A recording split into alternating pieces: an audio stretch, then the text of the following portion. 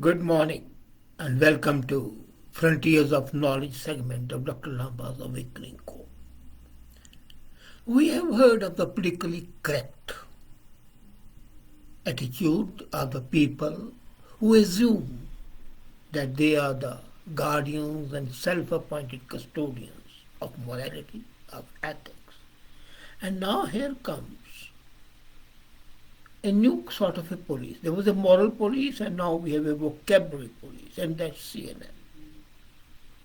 CNN has identified various words and phrases which according to them are offensive and would not be used by them, at least not by them, because they cannot order others not to use them.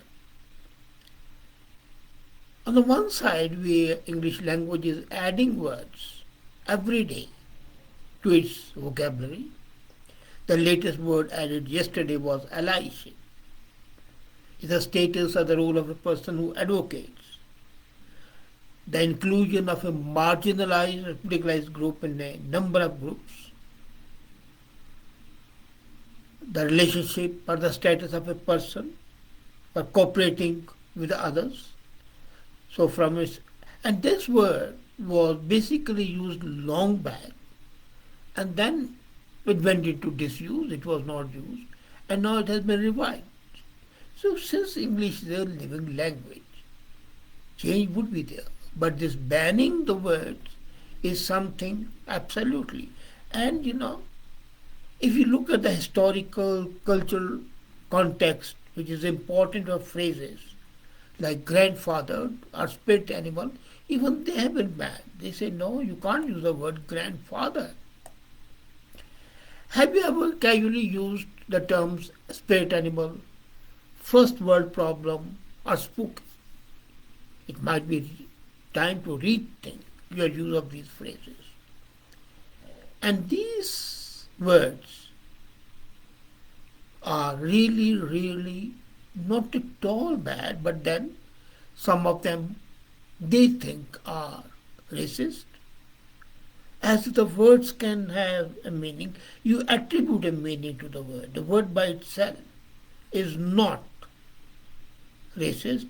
What you impute to it is important. So, etymologically, the words are nothing wrong. They were born according to their usage. You don't use them, they'll fall. But to ban them shows that you are cutting yourself from the roots. What you do once you find the word is bad is to stop using it. And that is an individual fact. It's really about being politically correct, and it's really about inaccuracy and empirical inaccuracy. I didn't know it was racist. See, do you eliminate the pain of others? And the first word which is offensive is the word black. So now, blackmail, blacklist, black sheep. We all always say so and so blackmailed somebody. So and so is blacklisted, put on the banned list. He or she is a black sheep of the family of the country. And now, according to CNN, they say no, these are negative terms. They connote evil, distrust, lack of intelligence, ignorance, a lack of beauty. Because there is absence of white. Now, if black is offensive, according to the blacks, which it is not, they don't mind being called black. It is you who are racist when you consider black is. In that way, then the absence of white should also be. That means all colors should be banned. So black sheep, even the blacks call it black sheep, isn't it? So call a person a black sheep is not something racist at all.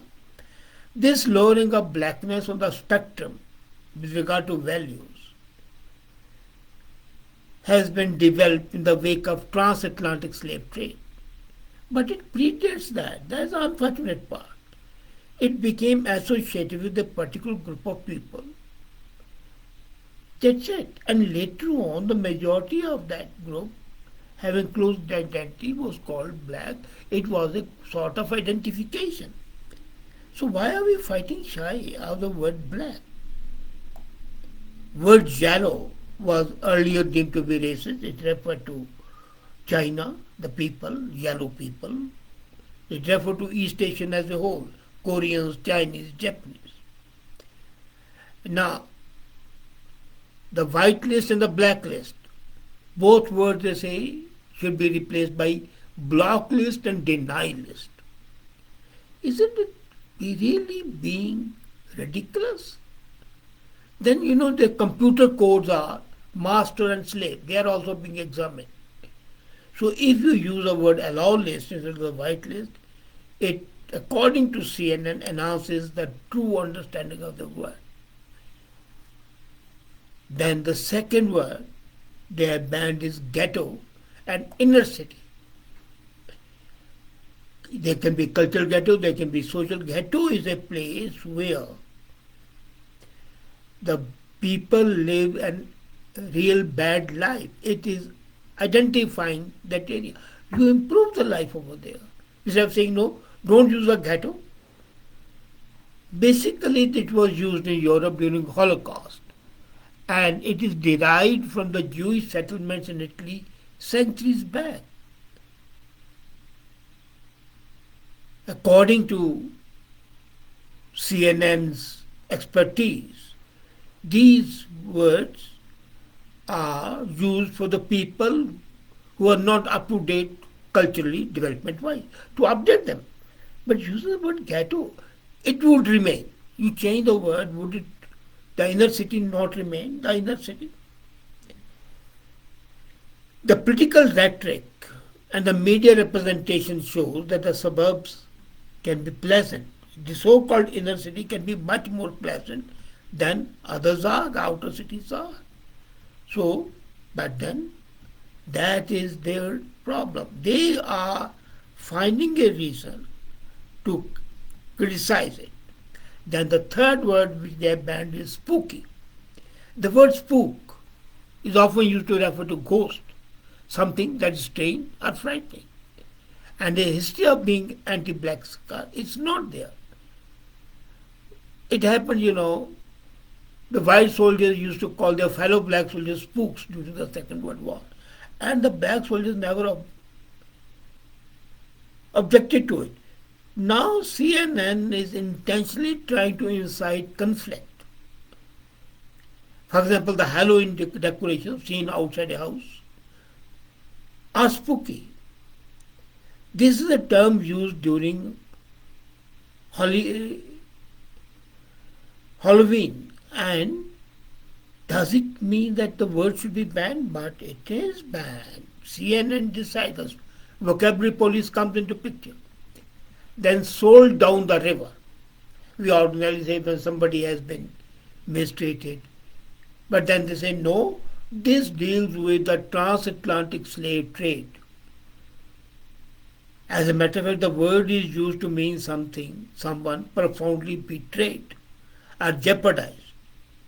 But since at one time it was used for selling slaves down the river, does a phrase become such offensive? As a matter of fact, we use it for a lot of spaces. And when we use it, we never even think that it was used for selling the enslaved African people down the Mississippi River. Then the word the objective is grandfathered in.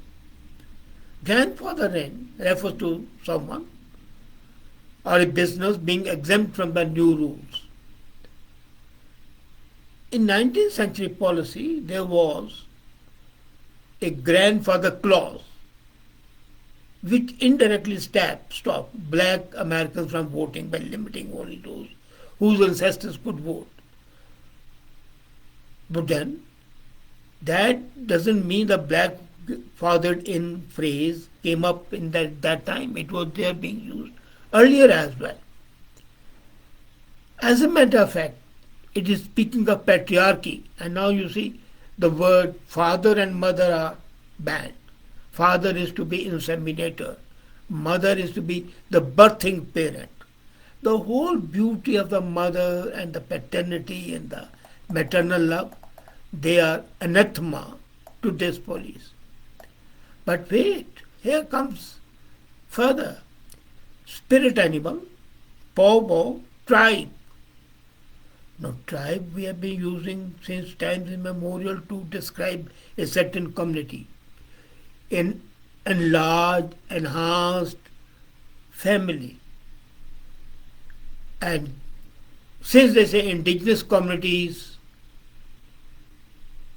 are usually called tribes and their conversation is called powwow, when the Britishers came or the Europeans came, they could not understand the conversation of the natives.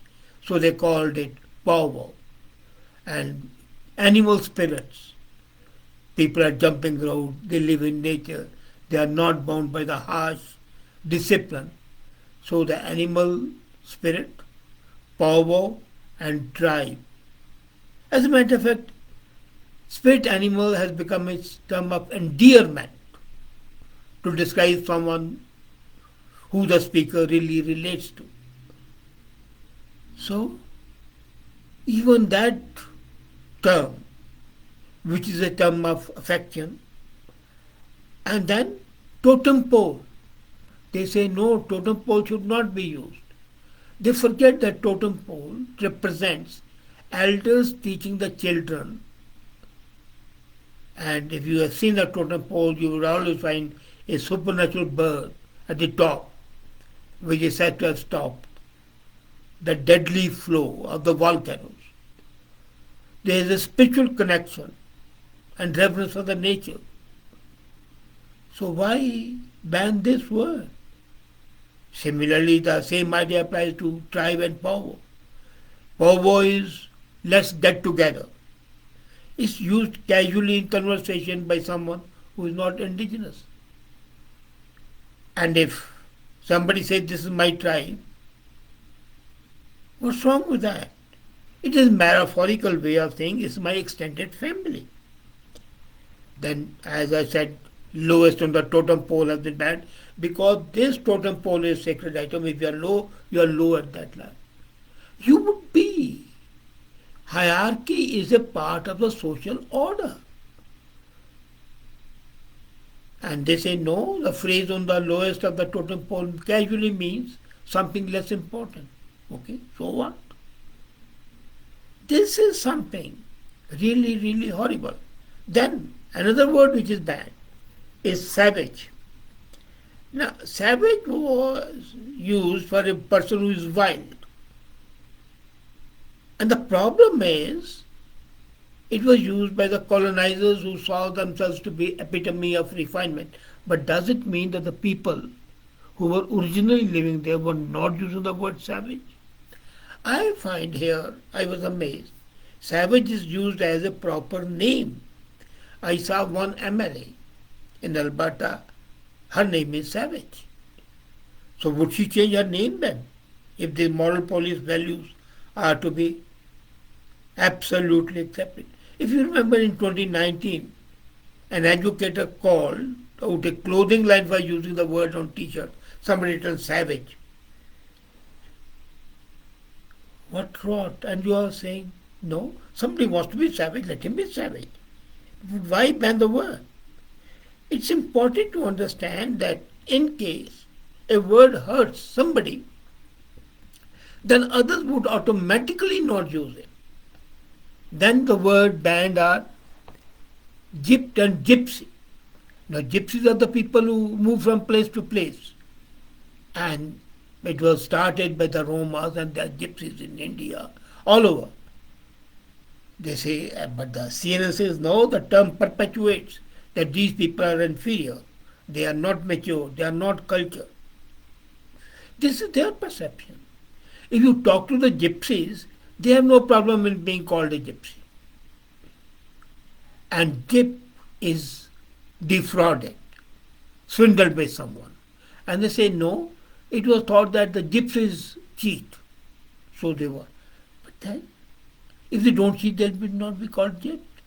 If you change the word, that does not change the reality.